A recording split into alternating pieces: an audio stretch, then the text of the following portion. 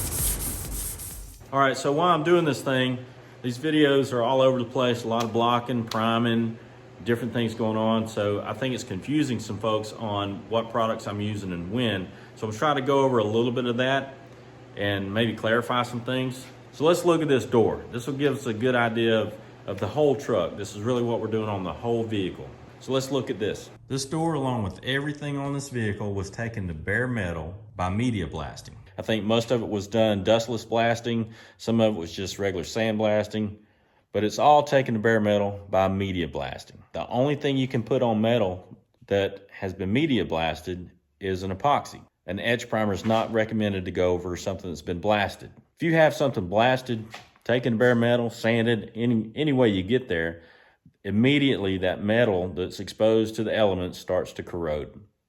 So as soon as you can, you want to get something on that metal to protect it, keep it from rusting basically.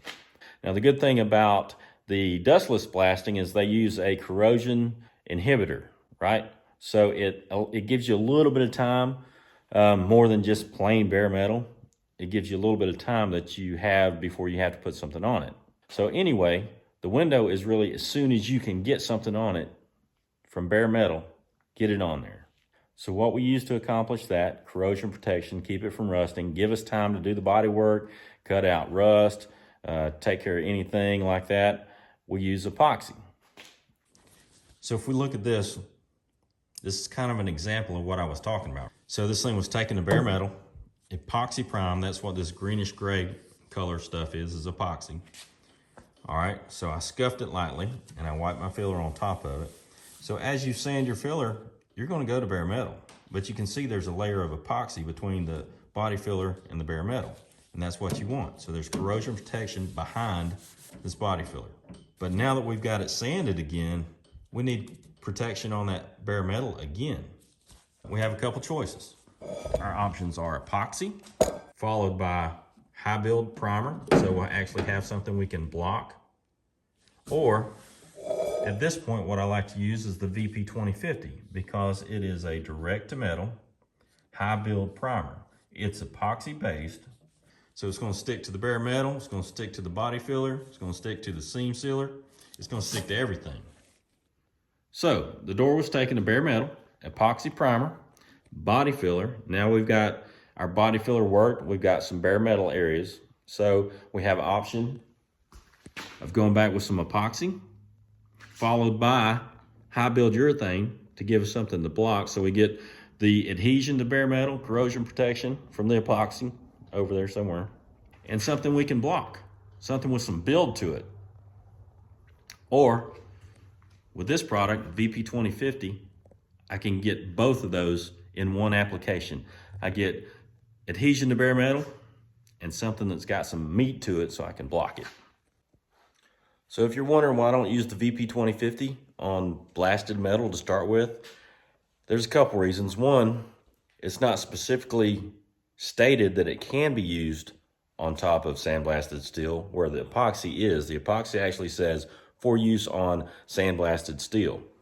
Another thing is on the VP 2050, you actually have to sand it if you're going to put a body filler on top of it. Whereas the epoxy, it'll accept body filler without sanding. I still usually sand it anyway, especially if it's sat for some time, but you can apply the epoxy. You have to let it sit overnight, and then you can wipe body filler on it without sanding.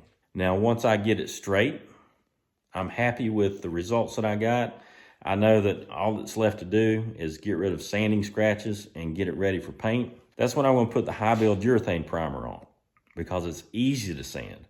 The VP 2050, to me, it likes a coarser sand. You can sand it with finer grits, but it cuts faster with 120, 180. Whereas when you're getting ready to paint something, you're going down in the 320, 400, 500, 600 range, something like that. And the urethane primer sands a lot easier at those finer grits.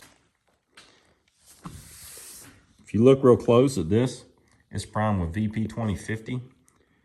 See how it has a coarser texture to it? It's kind of a thicker, meatier product. So when you have texture, it's easy to sand with a heavier grit. Cut it out fast. Okay, if we look at this fender that's been primed with the high build urethane, it has almost no texture to it. Super smooth. It's very easy to cut with the finer grits that you're going to use right before you get ready to paint this thing.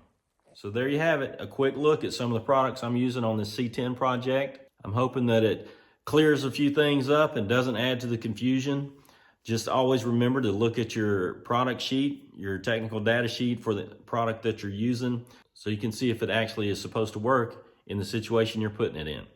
Whether it's direct to metal, can go over sandblasted steel, when to use it, when not to use it, all that stuff is in the product information sheet. Make sure you read that. There's a lot of misinformation out there, and usually once something goes haywire, somebody gets a bad taste in their mouth about a product or has an issue, they find something to blame it on. Once we say in our mind that's what the problem is, right or wrong, that's what the problem is. Just like in our next clip.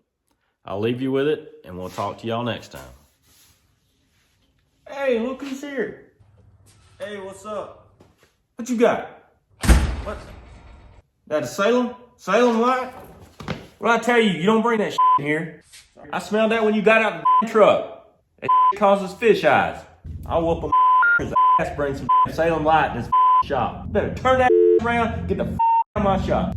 Marlboro Red's the only thing we smoke in this shop. You bring them damn Salem lights in here, you'll get your ass whooped.